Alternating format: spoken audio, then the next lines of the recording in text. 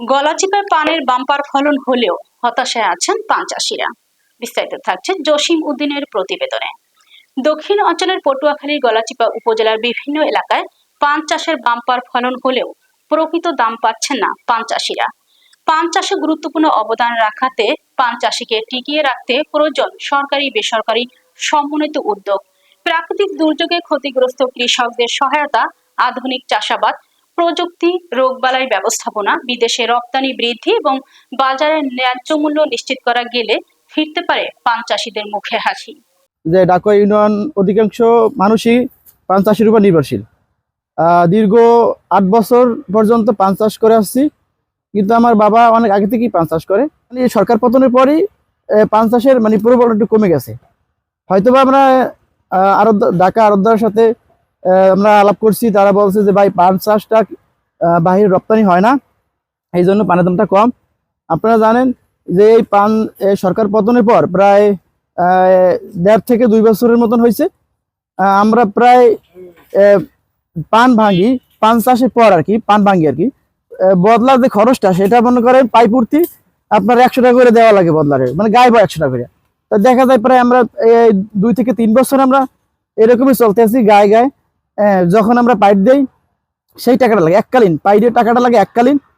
আবার আপনার যখন ট্যাঙ্কি আমরা কিনি সেটাও লাগে এককালীন। আমাদের তো যারা ট্যাঙ্কি বিক্রি করে তারা তো আমাদের মনে করেন মাগনা দেয় না, সেটা তো টাকা দিয়ে কিনে আনতে হয়, ঠিক আছে। তারপরে আমরা মনে করেন এই যে পান চাষটা আমরা যে করি খুব কষ্টের সাথেই আমরা করি আর কি। এই পান চাষের যদি মনে করেন রপ্তানি বাইরে না করা হয় তাহলে এই ডাকুয়া ইউনিয়নে যত পান চাষি আছে সবারই অনাহারে মরতে হবে। এই প্রায় 2 থেকে 3 বছরে আমরা প্রায় 3 লাখ টাকার মতো ঋণ হয়ে গেছি। রপ্তানি বাড়ান তাহলে আমাদের যে কৃষক আছে সবাই আমরা বেশি বেশি বিক্রি করে বেঁচে থাকতে পারবো। আর তা না হলে প্রত্যেকটা মানুষই ঋণগ্রস্ত হইতে হইবে এবং দেশ ছেড়ে ঢাকার উদ্দেশ্যে যাইতে হইবে। বরের কাজ করে 10 বছর কিন্তু আমরা টাকা পয়সা ব্যয় করি, আবার যাতে কোনো আগে পরে লাভ হয়েছে, কিন্তু আরে 2 বছর কোনো লাভ হয় না, লস। যারা পান করে এখন 5 টাকা 1 বছর ট্রাই হয় না, দেওয়া গায়েগুলো ঢাকা দিয়ে চলাম, ঢাকা পান দিয়ে কোনো টাকা আসে না। যদি আমরা 5 মিনিট পান দিয়ে টাকা আসে 3000 2000। লাভ মনে হয়েছে আগলা পান দিয়ে লাভ মনে হয়েছে, মনে করেন এক কথা পান দিলাম আমাকে 8-10 হাজার টাকা দিচ্ছে। সংস্থার মাধ্যমে টাকা না লোন করিয়া বর করছি, বর করার পর এখন দেখে যায় কিস্তি ঠিক মতন দিতে পারতেছি না। পান চাষে বিগত অনেক বছর ধরে ভালো লাভবান আসলে, এই যে 3-4 বছর ধরে কোনো লাভবান নাই। তাই এখন বর্তমানে খুব করুণ অবস্থায় আছি, যাতে পান চাষিরা কোনো বিলেই যে একটু টিকিয়া থাকবে, থাকার মতো কোনো ব্যবস্থা নাই। পান চাষ তো বিগত দিন জায়গায় আগে পরে হচ্ছে বাইরে যায়, এতে রপ্তানি হয়েছে, এতে আমার মোটামুটি ভালো একটা লাভবান বছর দেখছি। এখন তো আর পানে খুব দুষ্কর, ব্যস্ত নিলেও ঠিক মতন বাজার পাই না। এই বিগত অনেক দিন ধরে বৃষ্টির কারণে বরপাতার ব্যাপক ক্ষতি হয়েছে। এরপর ক্ষতির পরে আপনার এই এক বাজারের দাম নাই। কিন্তু আপনার আরো বছর 2 আগে আমরা ঢাকা পান নিয়ে যেতাম, আপনার এই বলি পানটা কিন্তু বাইরে রপ্তানিতে, এই রপ্তানিটা এখন বর্তমানে বন্ধ। এই জন্য আমাকে এখন দুর্ভোগ যে আমরা বরপাতা চালাইতে পারতেছি না, আমাদের সংসার হিমশিম খাইতে হয়। এরপর আপনার এই সরকারিভাবে তো কোনো অনুদান পাই না, কিন্তু এখন আপনার এই বরপাতা সই এখন জমি কলদা লাগবে যে পালা দেখতে আসি, কিন্তু স্যার আমার উপায় নেই কোনো। এখন সরকারের যদি আপনার এই রপ্তানিটা যদি চালু করে তাহলে আমরা সামনের দিকে বরপাতা আমরা টেকতে পারবো, নাহলে আমাকে টেকতে কোনো রকম দায় টেকতে পারতেছি না। পান চাষ তো আজকে আমি করি প্রায় 15 বছর ধরে। এরপর আমার বাপ থাকতে বলে চাষবাস করছে, কিন্তু এখন আমরা করি। এখন যদি এই অবস্থা হলে তো আমাকে সবকিছু ছাড়িয়ে দিতে হইবে, ঠিক আছে, কোনো রকম বাঁচার কোনো উপায় নেই আমাকে। আমরা প্রায় দীর্ঘ বছর ধরে পান চাষ করি, কিন্তু আমাদের কোনো লাভবান হয় না। তাই এই 2 বছর ধরে আমরা কিস্তি এনজিও থেকে টাকা এনে বরপাতা রক্ষারোপণ করি, কিন্তু তাও আমরা কিস্তি ঠিকমতো দিতে পারতেছি না, বুঝছেন। এই জন্য আমরা পান চাষি খুব দুর্বল, কিন্তু আমাদের ছেলে মেয়ে লেখাপড়াও করাইতে পারতেছি না। যদি পান বিদেশে বাহিরে রপ্তানি হইতো তাহলে আমরা একটু পান চাষি যারা আসলাম তাহলে একটু আমাকে ভালো হতো।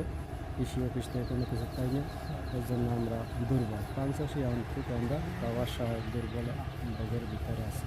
এলাকায় 10 জনে করে, এই জন্য আমিও লাভবান হওয়ার জন্য আর কি আসছিলাম। কারণ বর্তমানে লাভবানের চাইতে লস বেশি। এই বাজারে পানের কোনো চাহিদাই নেই, বাজারে আমদানি বেশি কিন্তু রপ্তানি কম, এই জন্য আমরা খুব লসে আছি আর কি। পান দিয়ে আমাদের খাইয়ে পরে বাঁচতে অনেক কষ্ট হয়।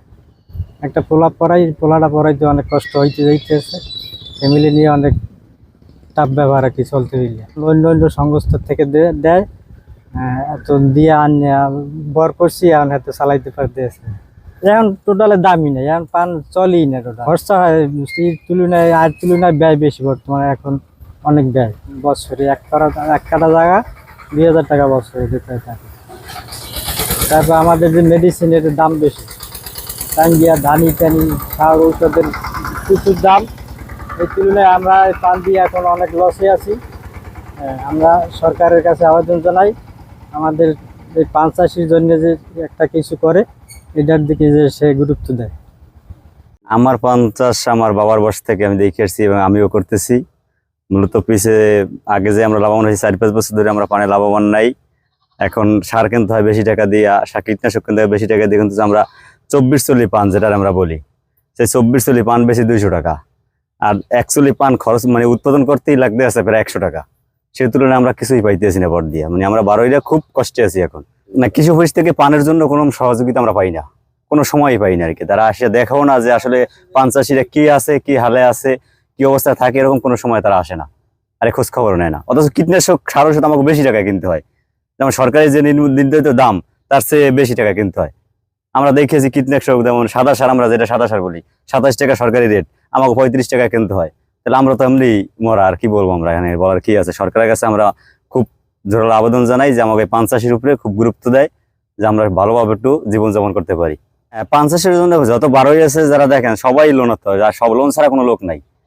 সবাই এখন যদি 1 মাস পানের এর চেয়ে কম দাম হয়, কেউ কি 2-3 মাস কিস্তি বকেয়া ভরে যায় না, অফিসার বাড়ির দরজা ঘুরতেছে, এখন দিতে পারে না, কি করবে? পানের দাম নাই, দিবে কি দিয়ে? তারা এই অবস্থায় তারা এখন আছে। পান চাষি যারা করে তারা এখন অনেক অসহায়, যে অসহায় বইলে কান দিয়েও কুল পাইতেছে না তারা, এমন খারাপ অবস্থা হয়ে গেছে তাদের।